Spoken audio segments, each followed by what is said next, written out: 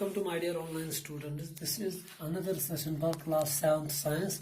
You know that in the previous session we have finished up to nutrition in animals. That means we have completed the chapter nutrition in animals. That is second chapter of the book. And you know that I am going to revise that very chapter in some minutes. You know that this chapter consists of nutrition in animals. और मैंने आपको पहले ही बताया बेटा कि जो nutrition होती है वो क्या होता है, एक तरीका होता है ग़िज़ा लेने का और फिर उसको खर्च करने का। That means her living organism को जिंदा रहने के लिए क्या करना पड़ता है, न्यूट्रिशन करना पड़ता है, उसको ग़िज़ा खाना पड़ता है और फिर वहाँ उस ग़िज़ा से एनर्जी डिराइव करनी पड़ती है। एक तो एनर्जी डिराइव करनी पड़ती है, दूसरा यही फूड वो इस्तेमाल करता है अपनी बॉडी को बिल्डअप करने के लिए, डैमेज टिश्यू को नया बनाने के लिए। ये है न्यूट्रिशन। क्योंकि हमें न्यूट्रिशन इन एनिमल्स पढ़ना है इस चैप्टर में। जो एनिमल में न्यूट्रिशन होती है वो हेटेरोट्रॉपिक न्यूट्रिशन होती है। हेटेरोट्रॉपिक न्यूट्रिशन मतलब क्या हो गया कि ये अपना ग़िज़ा खुद नहीं बना सकते हैं, ये अपने ग़िज़ा के लिए दूसरों पे दारोमदार है। दे डिपेंड ऑन अदर्स, इधर प्लांट्स और other animals for their food. That is why animals are also called heterotrophs. They are also called heterotrophs. Heterotrophs are those animals which show heterotrophic nutrition. That means they can't, they are not able to make their own food. They depend on other plants and other animals for their food. तो यही animals अब nutrition के आधार पर तीन किस्म के हैं, तीन तरह के, हर्बीवोरस, कार्निवोरस एंड ओमनिवोरस। और मैंने आपको बताया हर्बीवोरस क्या होते हैं, इनको हम बोलते हैं ग्रास ईटिंग एनिमल्स। कार्निवोरस क्या होते हैं, जो फ्लैश ईटिंग एनिमल्स होते हैं, और ओमनिवोरस क्या होते हैं, जो both plants as well as animals खाते होंगे। जो ये एनिमल्स है ये शो करते हैं holozoic nutrition. What do you mean by holozoic nutrition? क्योंकि मैंने बताया जब भी कोई लिविंग ऑर्गेनिज्म ग़िज़ा हासिल करेगा, ग़िज़ा लेगा, या तो सॉलिड फॉर्म में या तो लिक्विड फॉर्म में, मगर वो दोनों फॉर्म कम्प्लेक्स होंगे। कम्प्लेक्स मीन्स जो ये ग़िज़ा खाएंगे वो बड़े बड़े मॉलिक्यूल्स होंगे, वो जेंट सबस्टेंसेस होंगे, उनका ऐसे ब्लड तक पहुंचना नामुमकिन है। इसलिए फिर क्या किया जाता है, इस कॉम्प्लेक्स फॉर्म को फिर फर्दर क्या ब्रेक डाउन किया जाता है, और उसी का नाम क्या है, breaking down of this complex form of food into simpler form, that is called digestion. तो जो ये कॉम्प्लेक्स फॉर्म में जो कंपोनेंट्स ऑफ फूड होते हैं वो किस शक्ल में होते हैं, या तो कार्बोहाइड्रेट होगा, या तो प्रोटीन होगा, या तो फैट होगा। फिर इन्हीं को क्या किया जाता है, इन्हीं ये जो कंपोनेंट्स ऑफ फूड है, कार्बोहाइड्रेट्स, प्रोटीन्स एंड फैट्स, ये कॉम्प्लेक्स सब्सटेंसेस होते हैं। इन्हीं ये ऐसे यूटिलाइज नहीं होते हैं कॉम्प्लेक्स फॉर्म में, हम इनको ब्लड तक नहीं पहुंचा सकते। तो फिर क्या किया जाता है, सो दे डाइजेशन, इनको डाइजेशन किया जाता है। और does digestion mean, digestion means broken down of complex food into simpler substances by the help of teeth, enzymes and certain chemical substances. Enzymes और सर्टेन केमिकल सबस्टेंसेस जो सेक्रीट हो रहे हैं ड्यूरिंग डाइजेशन, वो किस में होते हैं, in the form of digestive juices में हम उनको स्टडी कर रहे हैं। और इसी डाइजेस्टिव जूस में HCl भी होता है। और मैंने आपको ये सारा बताया कि किसका क्या काम होता है। सपोज जब हम ग़िज़ा खाते हैं उसको पहले क्या होता है वो हमने पढ़ा, न्यूट्रिशन इन ह्यूमन बींग्स। और मैंने आपको बताया जो एनिमल्स हैं, अलग अलग एनिमल के पास अलग अलग तरीका होता है क्या करने के लिए, ग़िज़ा हासिल करने के लिए। सपोज जो मधुमक्खी होती है या हमिंग बर्ड जो होते हैं वो क्या कर रहे हैं, वो नेक्टर को सक कर रहे हैं, वो रस चूस रहे हैं, कहाँ से, प्लांट से फूलों का रस चूस रहे हैं। इसी तरह जो एक इंसान का बच्चा होता है वो अपनी माँ से दूध पीता है। बाकी सब कुत्ते के बच्चे भी क्या अपनी माँ से दूध पीते हैं, गाय का बच्चा। इसी तरह जो अलग अलग तरीका है। सपोज हमिंग बर्ड के पास एक तरीका है ग़िज़ा हासिल करने का, इंसान के बच्चे के पास अलग, स्नेक के पास अलग, फ्रॉग के पास अलग, अलग अलग तरीके हैं ग़िज़ा हासिल करने के। और सबसे बड़ी बात यह है कि जब भी हम न्यूट्रिशन की बात करते हैं तो इसमें हम पढ़ते हैं जो ये न्यूट्रिशन होते हैं, क्योंकि मैंने बताया ये होलोजोइक न्यूट्रिशन शो करते हैं। होलोजोइक न्यूट्रिशन में क्या होता है, होलोजोइक न्यूट्रिशन में 5 स्टेप्स इन्वॉल्व होते हैं। This type of nutrition involves 5 steps. How many steps? It involves 5 steps. वो मैंने आपको पहले ही बताया, वो 5 स्टेप्स क्या होते हैं, शाबाश।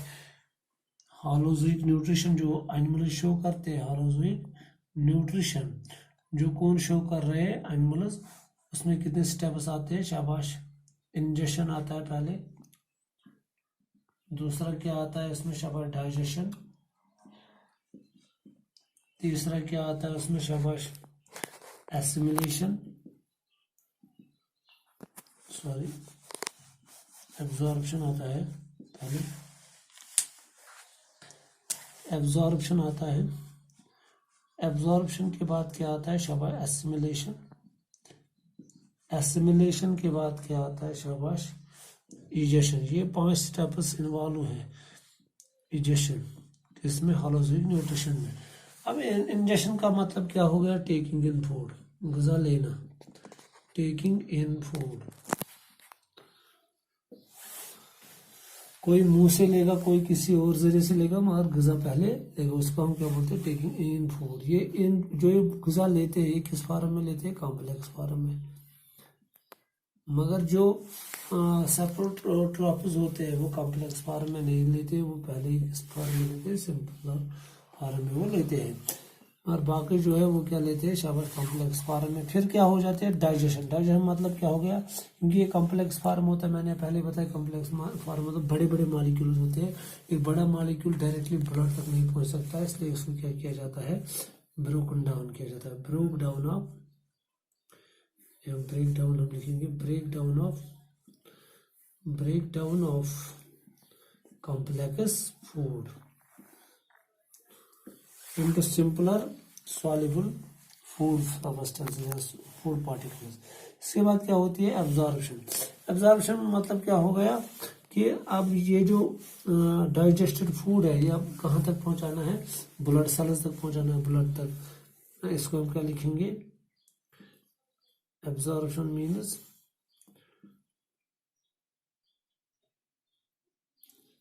Uptake of digested food by blood। Blood क्या करता है, फिर इस डाइजेस्टेड फूड को क्या हासिल करता है। इसके बाद एसिमिलेशन। एसिमिलेशन का मतलब क्या है, जब ब्लड तक ग़िज़ा पहुंचेगा तो ये हर बॉडी के किस ईच एंड एवरी सेल तक पहुंचेगा।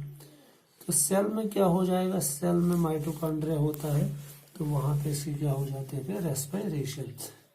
एसिमिलेशन का मतलब क्या होगा, यूटिलाइजेशन, जो मैंने बताया पहले ही, in mode of intake of food and it is utilization. अब जो जब भी यूटिलाइजेशन का काम होता है वो सेल का काम होता है, क्योंकि सेल में रेस्पिरेशन होती है माइटोकॉन्ड्रिया में, तो वहां से एनर्जी वगैरह रिलीज हो जाती है। और बाकी जो बचा कुचा जो डाइजेस्ट, जो इस फूड में से कुछ ऐसा भी ग़िज़ा जो पूरा डाइजेशन नहीं हो पा रहा है, या यहाँ से कुछ डाइजेशन के दौरान कुछ वेस्ट प्रोडक्ट्स बनते हैं, उनको बाहर निकालने के प्रोसेस को हम क्या बोलते हैं, egestion, removal of undigested food, removal of undigested food. ये पांच प्रोसेस किसमें होती है, शाबाश, हॉलोजोइक न्यूट्रिशन में। और फिर हमने इसके बाद पढ़ा था न्यूट्रिशन इन एमोबा, वो मैं लास्ट में बताऊंगा।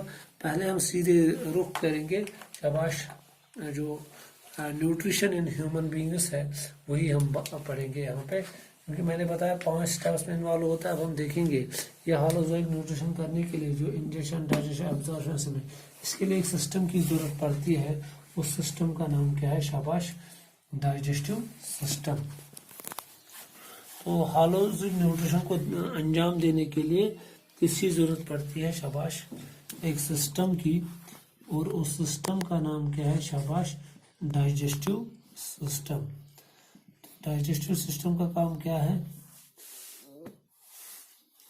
इसकी वजह से क्या, शाबाश, हमारे जिस्म में हॉलोजोइक न्यूट्रिशन हो पा रही है। अब जो ये ह्यूमन डाइजेस्टिव सिस्टम है, इसमें बहुत सारे ऑर्गन्स आते हैं, बहुत सारे ऑर्गन्स इकट्ठे काम करते हैं, they work together and form a single system that is called a digestive system. Several organs work together. कौन कौन सा आता है इसमें, ऑलरेडी पढ़ाया है मैंने इसमें, शाबाश। इसमें एक माउथ आता है, शाबाश, ईसोफेगस आता है, ईसोफेगस, जिसको आप फूड पाइप भी बोलते हो, शाबाश। स्टोमक आता है, स्टोमक। स्मॉल इंटेस्टाइन इसमें आते हैं, लार्ज इंटेस्टाइन इसमें आते हैं,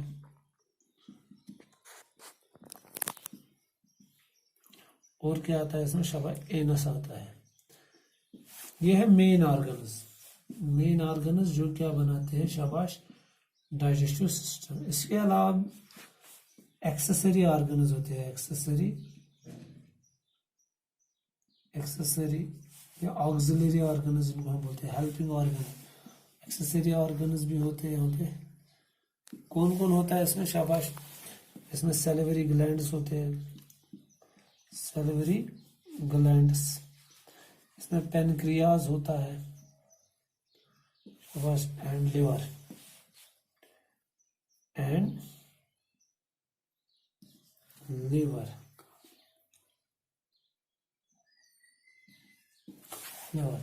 ये क्या कर रहा है, ये टुगेदर क्या बनाते हैं, डाइजेस्टिव सिस्टम, और इसी का नाम क्या है,